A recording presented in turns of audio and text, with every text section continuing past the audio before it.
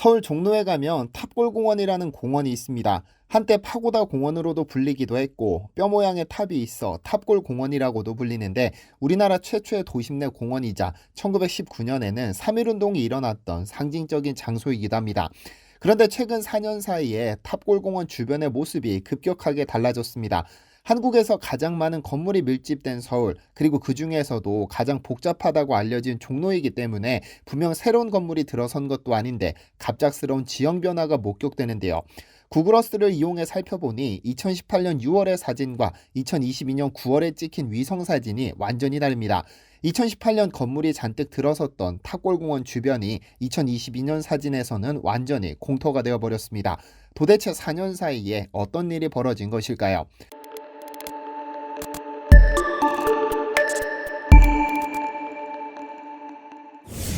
안녕하세요. 디스멘터리입니다. 한국에서 재개발이 가장 난해한 도시는 수도 서울입니다. 그 중에서도 조선시대 한양의 중심지 종로 일대는 한산만 떠내도 유물이 묻혀있다는 우스갯소리가 있을 만큼 마음대로 포크레인을 들이밀 수도 없습니다. 그래서 지난 2010년 서울시는 사대문내 문화유적을 보존하기 위해 사대문안 문화유적 종합보존 추진 방안을 마련해 2011년부터 지표조사에 착수했는데요.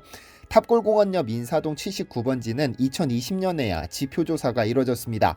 2019년 서울시가 서울공평구역 제15, 16지구 도시환경 정비사업 부지로 개발계획을 승인했고 그에 따라 지표조사가 시작된 것이죠.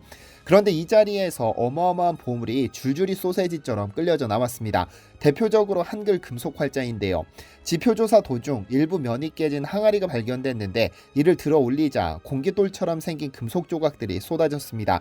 이를 확인해 보니 무려 1600개에 이르는 조선 전기의 금속 활자가 발견됐는데 그 중에는 동국정운의 한글 금속 활자 실물도 포함되어 있었죠. 세종은 신숙주와 박팽년에게 훈민정음으로 한자를 읽는 기준을 정한 책을 제작하도록 명했는데 이 책이 바로 1448년에 편찬된 동국정운입니다. 워낙에 귀한 자료인 덕분에 국보 142호로 지정되어 있는데요.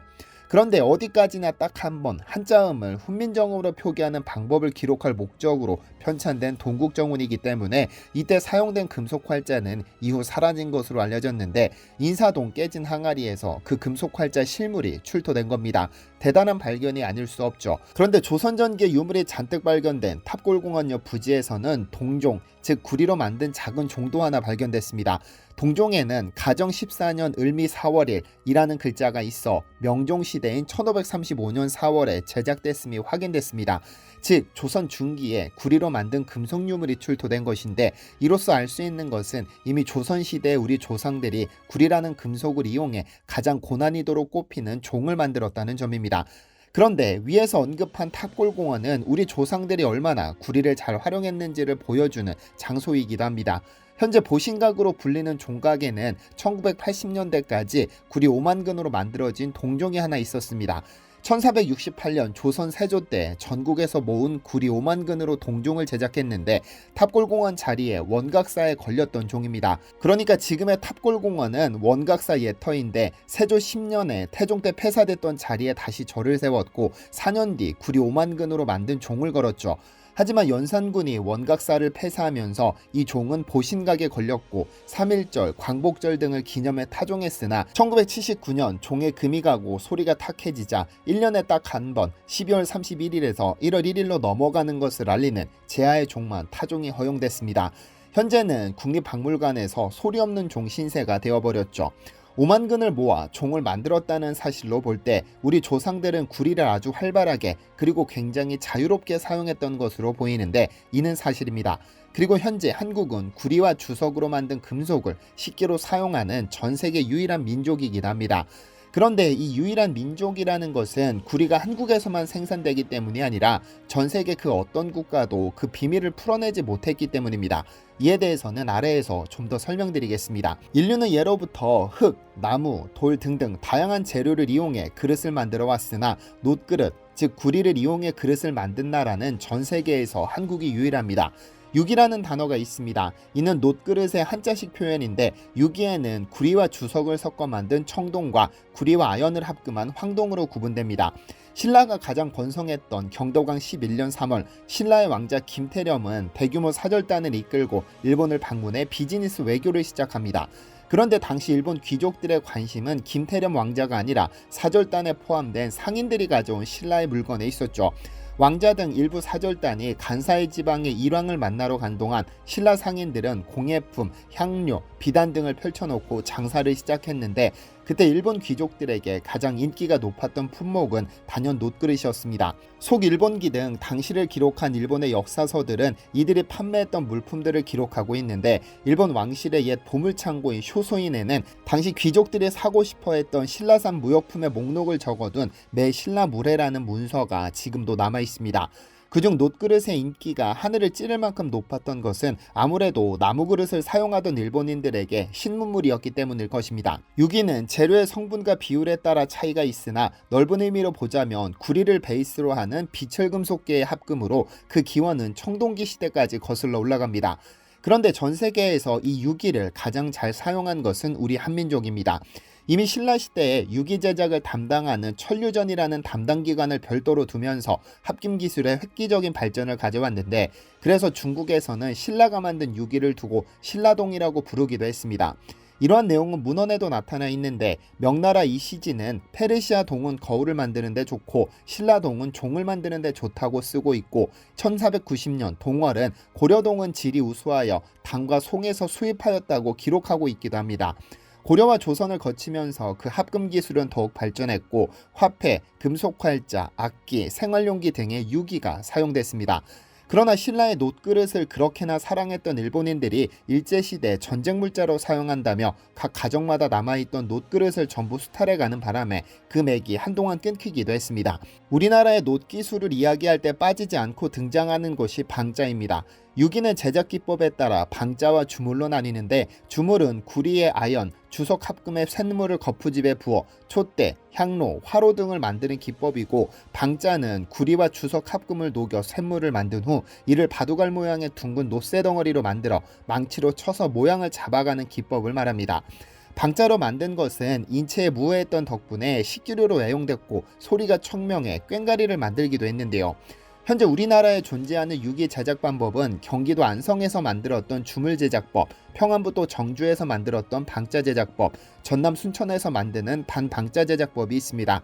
그중 안성의 주물 제작법은 가장 쉽게 놋그릇을 만드는 방식이면서 그 조형미가 아름다워 안성맞춤이라는 용어를 만들어내기도 했습니다. 그런데 보통 망치로 두드려 만드는 것을 방자라고 알고 있지만, 과학적으로는 구리 78%에 주석 22%를 정확히 합금해 만든 것을 방자라고 부릅니다. 즉 방자란 가장 질이 좋은 합금을 일컫는 용어이며, 잡금속을 섞어 질이 떨어지는 합금은 퉁자라고 부릅니다. 이 퉁자에서 요즘 이야기하는 짝퉁이 유래했죠. 그리고 여기에 우리 조상들이 현대 과학으로도 풀지 못하는 비밀이 하나 숨어 있습니다. 방자를 만들기 위한 황금 비율은 구리 78%에 주석 22%입니다. 그런데 현대 재료공학의 관점에서 보자면 주석의 양이 20%를 넘게 되면 재료가 취약해져 사용이 불가능한 합금 비율입니다. 그래서 보통 주석을 10% 이상 섞지 않도록 권장하고 있죠. 잘 깨지면 그릇으로서의 기능을 하지 못하기 때문입니다. 하지만 우리 조상들은 방자에 무려 22%의 주석 비율을 사용했고 절대 깨지지 않는 신비로움이 숨어 있는데요.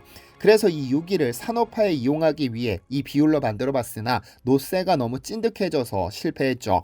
현대 과학으로는 이해할 수 없는 합금 기술을 우리 조상들이 가지고 있었던 겁니다.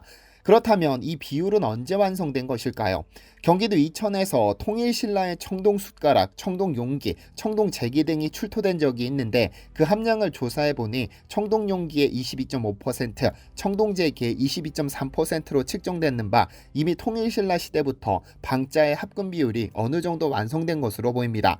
그리고 고려를 거쳐 조선시대가 되면서 정형화되었고, 조선시대에 구리 한 근에 주석 4.5냥, 즉 구리 78%에 주석 22%가 확정된 겁니다.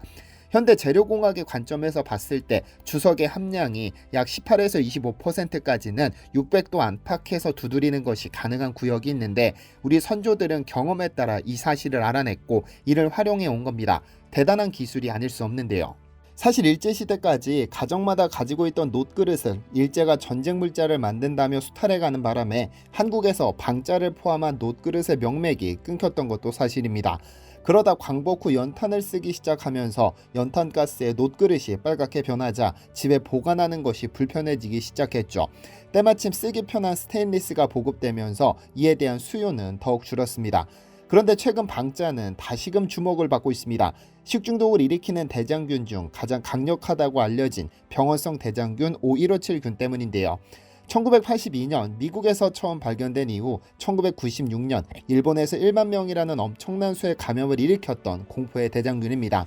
그런데 한 프로그램에서 스테인리스 그릇과 사기 그릇, 방자 그릇에 일정량의 O157균을 증류수에 섞은 후 각 그릇에 담아 16시간을 지켜봤는데 그 결과가 충격적이었습니다. 다른 그릇들과 달리 방자 그릇에서는 단 한 마리의 균도 발견되지 않은 것이죠. 항균이 아니라 살균 효과가 있었던 겁니다. 더구나 방자는 농산물 재배 시 무분별하게 사용되는 농약도 족집게처럼 검출한다고 하죠. 농약 성분이 남아있는 재료를 사용한 음식물을 담으면 자국이 생기는 것으로 알려졌습니다. 이런 덕분에 조선시대 왕의 수라상에 올라가는 음식물을 노수저로 독성 여부를 검사했었던 것으로 보이는데요. 한동안 명맥이 끊겨 고급 한정식집이나 제기용으로나 사용되던 방자가 최근 웰빙 시대로 접어들면서 젊은 층에게 주목받는 것도 그러한 이유입니다. 여기에 현대적인 감각을 입힌 방자는 팥빙수나 스파게티 또는 파스타 등을 담는 그릇으로, 샐러드를 담는 그릇으로 그 사용처가 다양화됐고, 최근에는 취미로 방자를 배우는 이들도 생겨났습니다. 저 역시 이번 영상을 제작하면서 방자에 대해 상당한 매력을 느꼈습니다. 집에 손님 맞이용 방자 그릇을 몇 개 구비해둘 계획입니다. 잊혀질 뻔했던 방자의 매력에 여러분들도 한번 빠져보시면 어떨까요? 디시멘터리에서는 여러분의 제보를 기다립니다. 제 채널에서 다뤘으면 좋겠는 뉴스 또는 널리 알려졌으면 하는 영상은 디시멘터리 네이버.com으로 보내주시면 소중히 제작하겠습니다. 시청해주셔서 감사합니다.